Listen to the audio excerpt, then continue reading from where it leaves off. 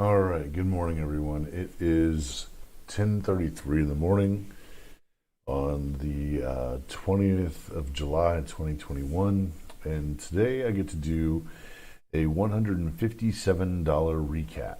So, traded HAL, Halliburton, M&M, MDWD, QUBT, and some options on the SPY. I'll just kind of go over it here. I'll start with that list. This list right here isn't in chronological order. The first trade that I took this morning was on, I think it was IMNM. Yeah, it was. Okay. And I took this trade, so I was watching the pre-market, and I took this trade in the pre-market for 500 shares. And I bought it as it broke above this, real kind of pre-market fast line here. It's declining. Usually when you want to see a big run up, is you'll want to see a run up on a stock that is rising. This is a falling resistance line. When it's really bullish is when it breaks above a rising resistance line. So this in this case, if it had broken above, you can see this resistance line right here. If it had gone below and then broken above this red line right here, then it's really bullish. So it's working on trying to do that right now. Actually, it's interesting. I just put that line up there. Yeah, if IMNM is able to move up above this resistance line, come back and test and continue moving higher, then it still has further upside. Well, so I got in this morning on IMNM pre-market. I bought a total of 500 shares. I didn't buy them all at once. I staggered the purchase, although the purchases were in relatively the same area. So I bought it. I bought it for the break right here at about 23.21. I don't remember exactly. Then I bought a little bit more again right here, and then I bought a little bit more again right here, and then it ran up. I don't remember what I was in for an average, but I made about 30 cents per share. So I was in at about somewhere around $22.80, and I managed to sell it for somewhere around $23.20. So yeah, $23.20,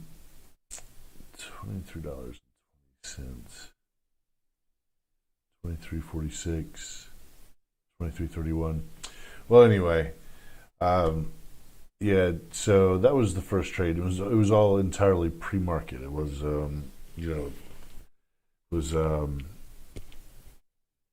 before the bell rang, and I was feeling pretty smart at the time, and so I was like, you know what, this MDWD, I'll go ahead and buy it. I was watching the level 2, and it was fighting over $5. It was doing its best to sustain the $5 level, and so I got into 200 shares really late.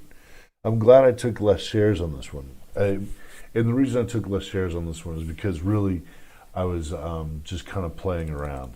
And I could have played around with a lot less share size. If I had just played around with 100 shares rather than 400 shares, that would have been a much better idea. So I took a 200 share entry at $5.02, and that was pre-market. Now it doesn't show the $5.02 purchase in the pre-market that I made. Unfortunately, I don't know why it's doing that.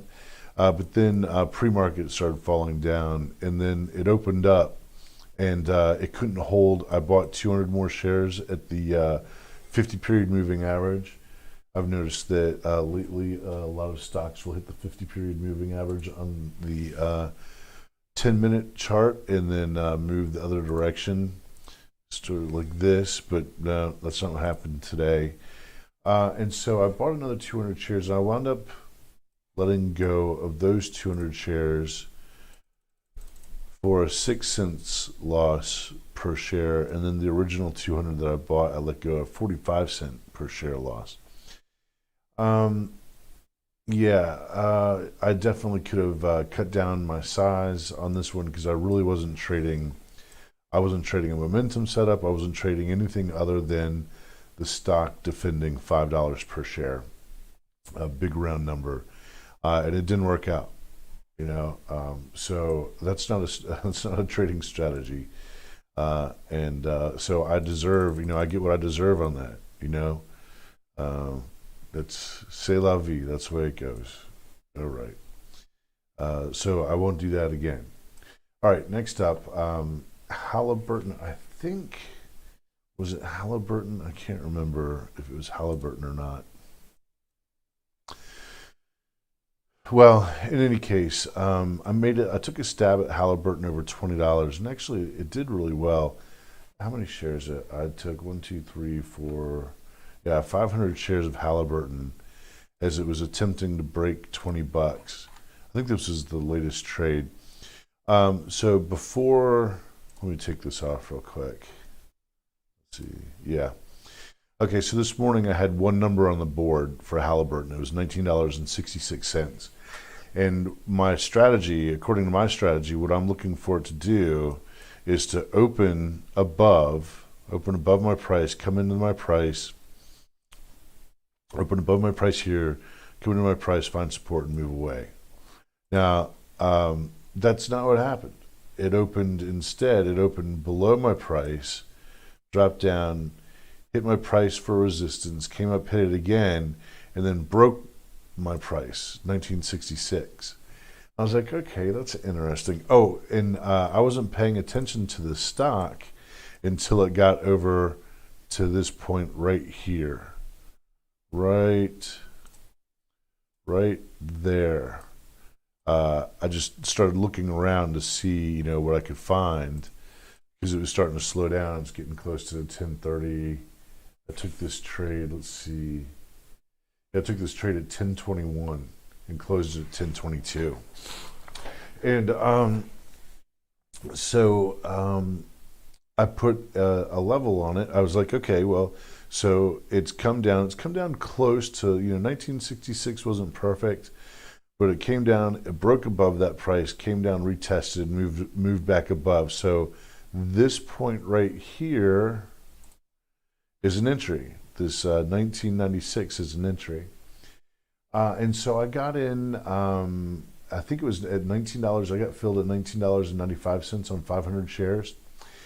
And I was watching the level 2, and while I was watching it, it was just really struggling. After it broke, this candle right here, after it broke, it came back down. It was basically flat, and then it ran up a little bit.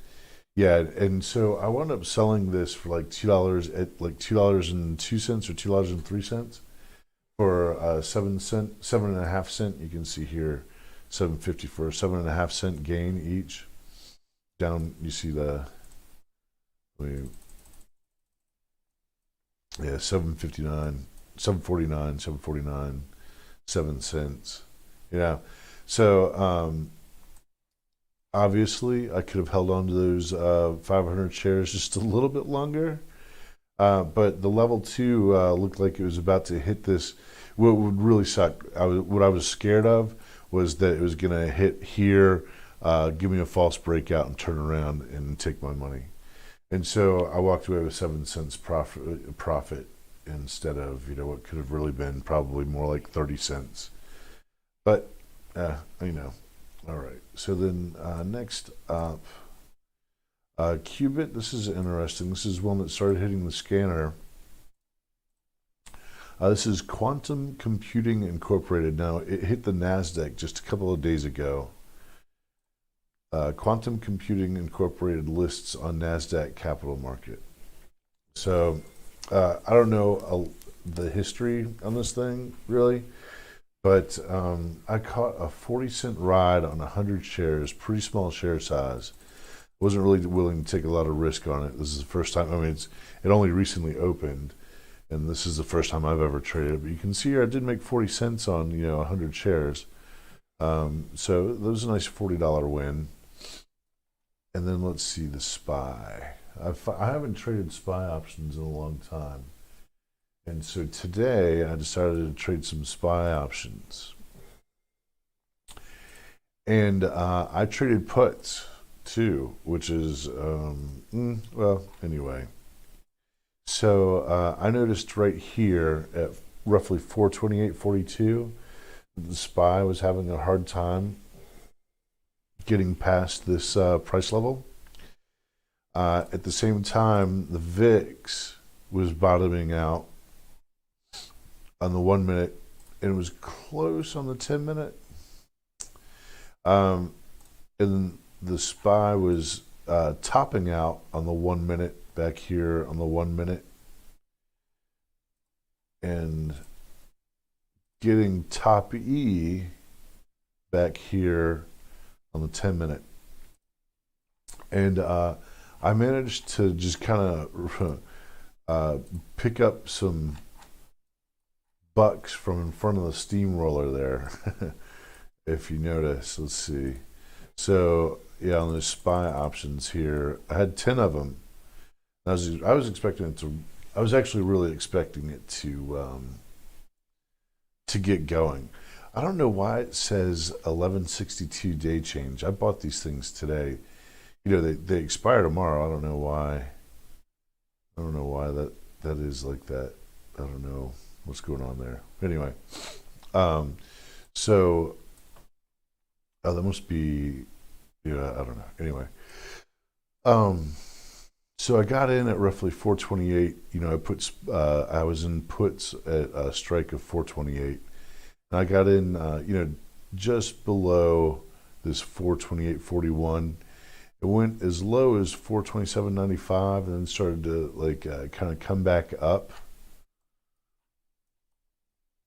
And you know, I ditched at 4 cents profit per contract. So you know, it was a $36 win.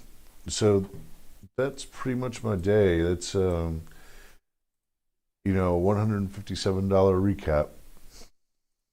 So the SPY is looking pretty bullish here, and seriously, the Fed, you know, the easy monetary policy, the easy fiscal policy, you know, there's really no direction for anything to go other than up.